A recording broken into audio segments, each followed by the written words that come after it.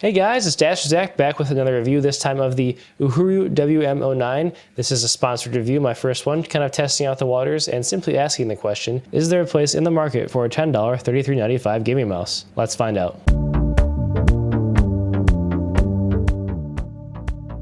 So a little context as you see the mouse here. Some of you may judge me for this, but as a small-time reviewer who has to fully fund all of the mice that he uses for his reviews, when I was reached out to by this company and offered a mouse as well as a headset to review, I thought that was a really cool step forward in my journey as a YouTuber, and I figured why not? Let's see what it's like to work with a company. Let's see how this goes. Let's check out this mouse. It's only $10. There's a $33.95. As a mouse nerd, that interests me enough to say yes. Let's take a look at this. So here we have it, the WM-09. So quick specs rundown here. Again, there is a $33.95 sensor in this mouse. It has RGB as well. It's always going to be on with the logo and the DPI button here. You can flip it on the bottom here. Let's do so. I do like the hardware toggle to turn the RGB strip here on and off. It does add to the weight of the mouse. I always have it off when I was using it. The mouse comes in at 68 grams. We'll talk about how you could mess around with that later. So getting into the implementation of the mouse, ignoring that my camera does not want to focus on this glared coating here, we have KLGM 8.0s. After some research in this, the mechanical switches, they're actually pretty responsive. There's no issues clicking them or with rebound. There's not a lot of pre or post travel there, and there's not a lot of side to side play here as well, or pressing up at the top. They get a little heavier at the top, but not overly heavy. It's shockingly good for, again, a $10 mouse. This used to retail at $35, but these days it's $10. If you shake the mouse, which you probably can't hear this, these two parts, the M1 and M2, are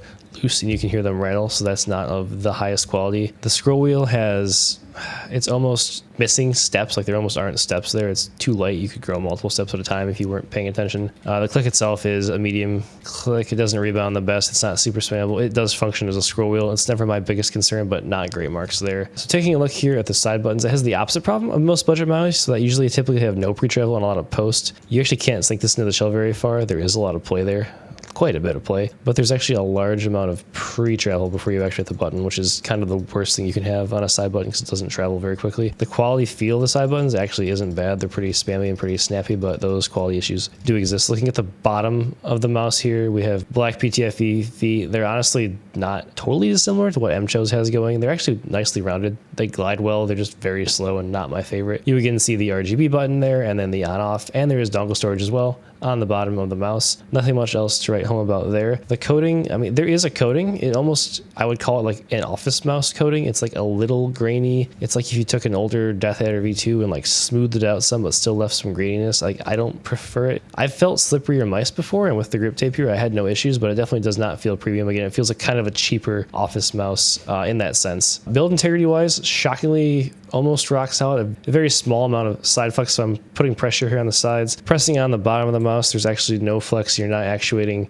M1 or M2. You're not pressing into the side and giving the ability to actuate the side buttons. This probably is due to the 68 gram weight. There is some more like heft to the mouse structurally on the interior. Not a bad thing necessarily, but again, this comes in heavier than you would market a competitive gaming mouse these days. So shape-wise, it's like a medium-large ambi, kind of a mixture of like an X2, and like you smash an X2 and a GPX together. Now you can look at the hump profiles here on the X2 and the GPX, and if you just kind of like mash them together, and the hump moves a little bit forward from the X2, a little bit back from the GPX, but you maintain some more height here that you lose on the X2. You come out with this WM-09. It's a very safe shape. The sides are pretty flat. There's a little bit of tapering you can see there. If we're looking at click height, it's pretty standard in comparison to these other two mice. It almost has like a Zowie look to it a little bit, but that's about where the comparisons with Zowie end, I would say. Sort of validating my thoughts on this being a mixture of the X2 and the GPX, I had to bring out a caliper to measure this because there's no official measurements I could find, and I got 123 millimeters in length, 62 millimeters in width, and 39 millimeters in height, and that is almost dead center of the lengths if you average them for the X2 and the GPX.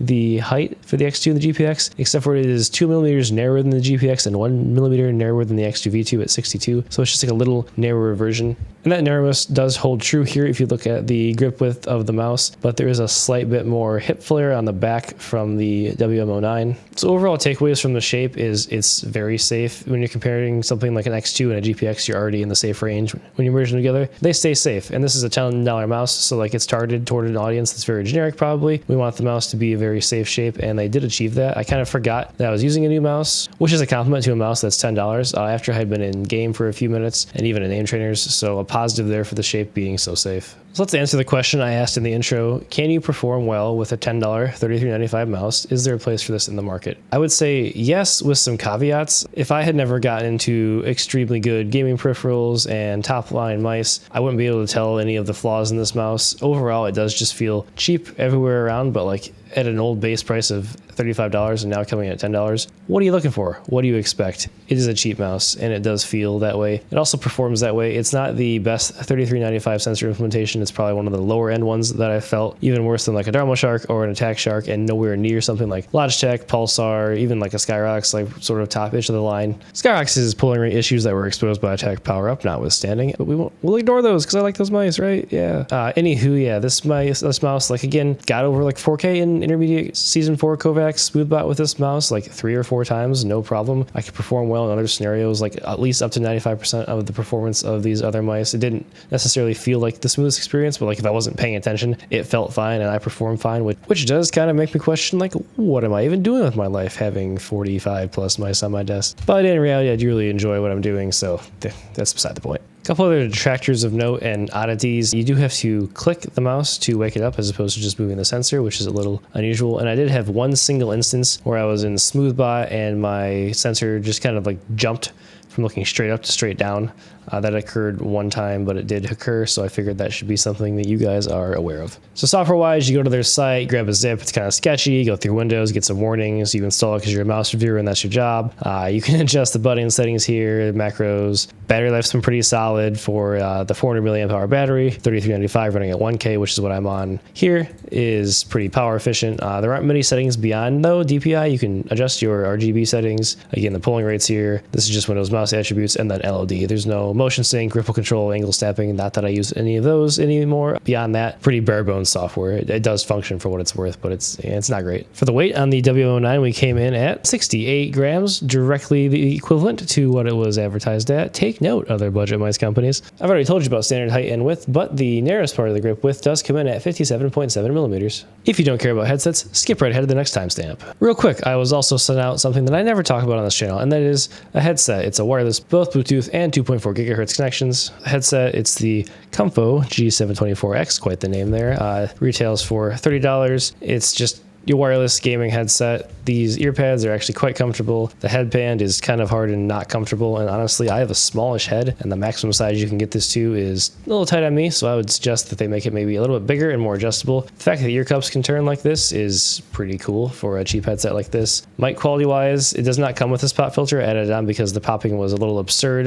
Talking in Discord, my friends couldn't really tell that I was on a different microphone than my studio mic, which I think says more about their audio quality than mine, but like it was perfectly serviceable like a standard $30 Xbox PC gaming headset would be. The sound quality was obviously very lackluster, very like kind of tinny, kind of like echoey, like I was in like a wind tunnel when I was listening to music, but like it was serviceable, and I'm sure if I listened to it for a week, I would get used to it, although I do use HDXXs from Sennheiser as well as DT1990 Pros, so like it's a pretty big drop off, but like this is serviceable. Can't speak to the battery life because I haven't used it super extensively, but like not a terrible product. Not something, again, I would usually talk about on my channel, but figured I would mention it just in case anyone's interested in checking it out. So that about wraps up for my thoughts on the Uhuru WM-09. Does this mouse have a place in the market at $10 with a $33.95? I would say yes in 2 use cases. A, you're someone who just wants like an RGB gaming mouse, you don't care too much about the weight, it'll perform pretty well. A $33.95 in a $10 mouse is kind of ridiculous, and you can just get it, forget about it, use it, and be fine. The other person would be someone who likes to tinker. This would be a really cheap mouse to get with a solid sensor and decent switches. You could probably weight mod it down pretty easily, I believe around 10 grams with some RGB aspects. The dongle storage, dongle magnet, credit phalanges for those numbers, and probably even further with some pretty like simple, maybe destructive mods or internal trimming. Beyond that, it also comes with this nice, solid, thin grip tape that I couldn't put on camera correctly. It's pretty thin, pretty grippy, and honestly, you're getting grip tape with a $10 mouse. That seems ridiculous to me. So like overall, this is a good value.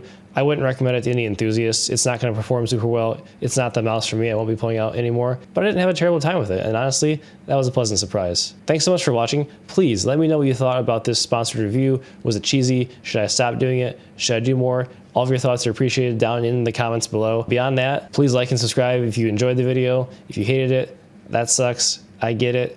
Follow me on Twitter at DadsForZach. Check out the Mousecast podcast we release on Fridays. And with that, we'll see you.